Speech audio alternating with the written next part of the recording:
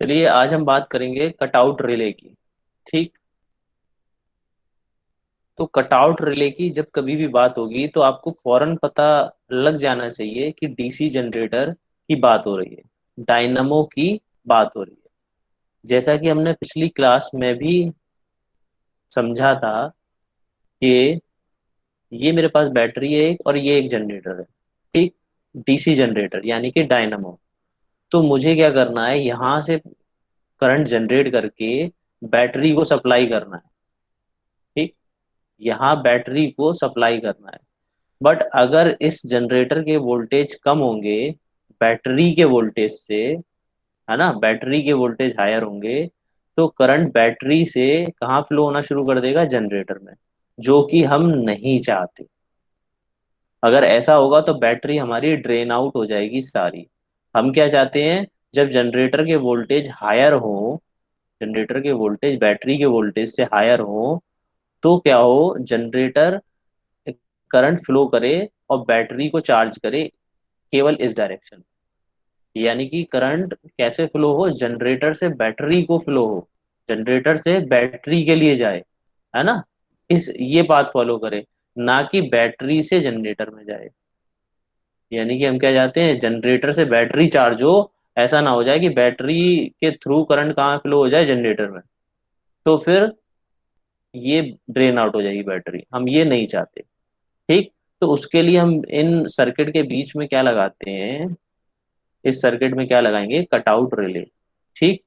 अब वो कैसे काम करती है आज हम उसको समझेंगे, है ना। when the generator speed is very low, due to which the output is not sufficient to balance the battery voltage, the necessity to cut out the generator from the battery arises, because otherwise the battery would discharge into generator, है ना। इसको समझिए। देखिए ये 12 volt की battery है हमारे पास, जैसा कि हमने देखा था, और ये जनरेटर है। ठीक। अब मान लेते हैं समझने के लिए, 1000 आरपीएम पर, 1000 आरपीएम पर ये 13 वोल्ट जनरेट कर रहा है। जैसा कि हमने पिछली क्लासेस में भी समझा था, है ना, वही है ये, इसको फटाफट समझ लेते हैं। तो 1000 वोल्ट पे हमने समझने के मान लिया, समझने के लिए हम ये समझने के लिए मान रहे हैं कि ये 13 वोल्ट जनरेट कर रहा है ना। अब इसने 13 वोल्ट जनरेट करे तो क्या होगा, यहाँ से ये सप्लाई करेगा और बैटरी को चार्ज करेगा। ये हमने चार्जिंग सर्किट भी देखी थी। ठीक। किसमें, एसी डीसी की बात कर रहा हूं मैं, एसी में ऐसा नहीं होगा। एसी में केवल एक ही डायरेक्शन में करंट फ्लो होगा, क्यों, क्योंकि डायोड लगे हुए हैं, है ना। डायोड लगे हुए हैं। अगर डायोड मैंने ऐसे कुछ लगा दिया है, ये डायोड का सिंबल कुछ ऐसे होगा, है ना।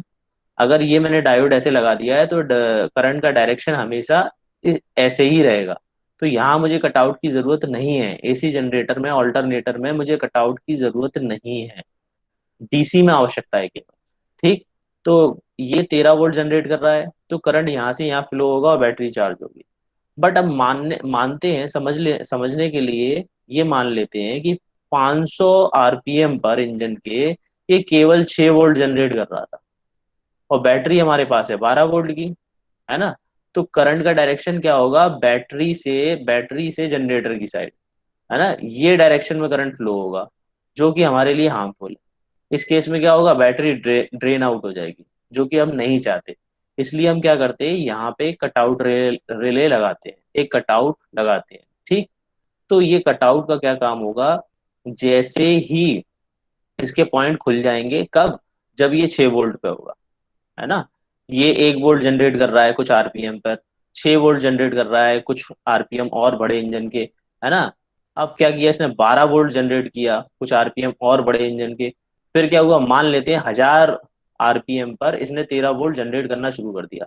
इस कंडीशन में कटआउट क्या करेगा, पॉइंट्स आपस में ज्वाइन हो जाएंगे और करंट को अलाउ कर देगा फ्लो होने के लिए। ठीक है। उससे पहले, जब तक इसमें वोल्टेज 12 से कम है, यहाँ पे वोल्टेज 12 से कम है, तब तक ये कटआउट अलाउ नहीं करेगा इस बैटरी के करंट को यहाँ जनरेटर में जाने के लिए। ठीक है। तो ये कटआउट की वर्किंग है। अभी देखते हैं, इसको फिगर से समझते हैं। The electromagnet consist of two coils, इसमें दो कॉइल होंगे, पहला शंट, जिसको हम वोल्टेज बोल रहे हैं ना, दूसरा सीरीज या करंट बोल देते हैं बहुत सी बार, है ना, करंट वाइंडिंग, वोल्टेज वाइंडिंग, ऐसे भी हम इसको यूज कर लेते हैं, है ना। शंट वाइंडिंग भी बोलते हैं और सीरीज वाइंडिंग भी बोलते हैं, जैसा कि हमने पिछली क्लास में पढ़ा था, अभी फिगर के थ्रू समझते हैं। when the generator is producing sufficient voltage so that the field due to both current and voltage coil support each other and electromagnet pull down the armature। ठीक, कैसे पुल डाउन कर रहा है वो अब इस फिगर के थ्रू समझते हैं। ये देखिए, इसने क्या कहा, ये जैसे कि आप देख रहे हो, ये शंट वाइंडिंग है या वोल्टेज कॉइल बोल देते हैं, है ना। और ये शंट वाइंडिंग हो गई आपकी, ठीक। ये सीरीज वाइंडिंग हो गई आपकी, यहाँ पे ये जो लगी हुई है, ये सीरीज वाइंडिंग या करंट कॉइल बोल देते हैं इसको, ठीक है। अब देखिए, अब मान लेते हैं अभी कि 12 वोल्ट से ज्यादा जनरेट कर रहा है जनरेटर, 13 वोल्ट जनरेट कर रहा है, तो क्या होगा, यहाँ से ये सप्लाई आएगी, इन कॉइल्स में जाएगी और यहाँ मैग्नेट बनेगी, मैग्नेट बनेगी तो ये पोजीशन होगी कुछ की यहाँ पर, इस मूवेबल पॉइंट की पोजीशन क्या होगी, ये कुछ रही होगी, है ना। जैसे ही यहाँ मैग्नेट बनी तो ये इसको अपनी तरफ अट्रैक्ट करेगा, अपनी तरफ अट्रैक्ट करेगा, तो ये ऊपर वाला मूवेबल पॉइंट यहाँ आके ज्वाइन हो जाएगा, है ना, ये दोनों पॉइंट आपस में ज्वाइन हो जाएंगे।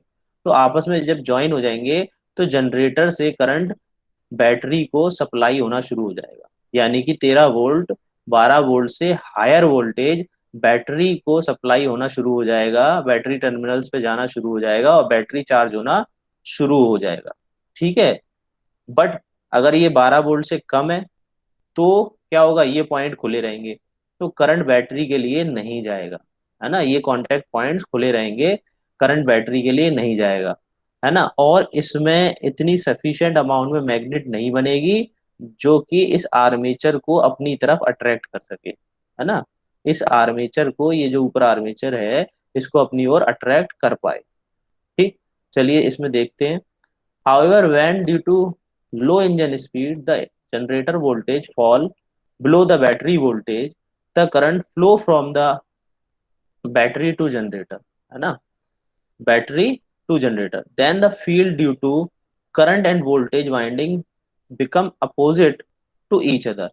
ये कह रहा है, जब जनरेटर में हायर वोल्टेज जनरेट हो रहे हैं, है ना, तो ये दोनों वाइंडिंग्स क्या करेंगी, करंट यहाँ जनरेटर से बैटरी की तरफ जा रहा है ना, जनरेटर से यहाँ ये बैटरी की तरफ जा रहा है, तो क्या होगा, ये दोनों यहाँ से करंट फ्लो हुआ, यहाँ आया, फिर इसमें आया, तो ये दोनों एक दूसरे को सपोर्ट कर रही हैं और यहाँ सफिशिएंट मैग्नेट जनरेट हो रहा है, ठीक, जिससे ये आर्मेचर नीचे की ओर अट्रैक्ट हो रहा है, इसकी ओर अट्रैक्ट हो रहा है और पॉइंट क्लोज हो जा रहे हैं, ये पॉइंट्स क्लोज हो जा रहे हैं और बैटरी को सप्लाई जा रही है, बैटरी चार्ज हो रही है, ठीक।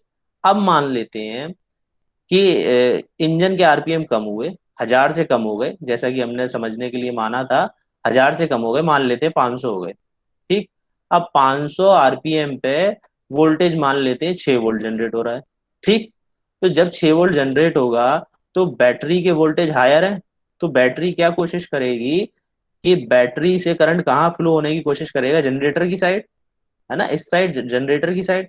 तो देखिए, जब यहां से यहां आएगा तो इसमें डिफरेंट डायरेक्शन में, इस डायरेक्शन में कुछ करंट जाएगा और यहां से कुछ ऐसे जा रहा होगा, तो ये दोनों, मेरा कहने का तात्पर्य ये है कि ये दोनों वाइंडिंग एक दूसरे को अपोज करेंगी, एक दूसरे को अपोज करेंगी, तो यहाँ सफिशिएंट अमाउंट में मैग्नेटिक फील्ड जनरेट नहीं हो पाएगा, यानी कि जब जनरेटर में वोल्टेज कम रहेंगे 12 वोल्ट से, क्योंकि इंजन की स्पीड कम हो गई है, तो ये दोनों वाइंडिंग, कौन सी दोनों वाइंडिंग, शंट वाइंडिंग और सीरीज वाइंडिंग, एक दूसरे को जो सपोर्ट कर रही थी और बैटरी को करंट सप्लाई कर रही थी, वो इस केस में एक दूसरे को अपोज करेंगी और बैटरी का करंट जनरेटर में नहीं जाएगा, ठीक है।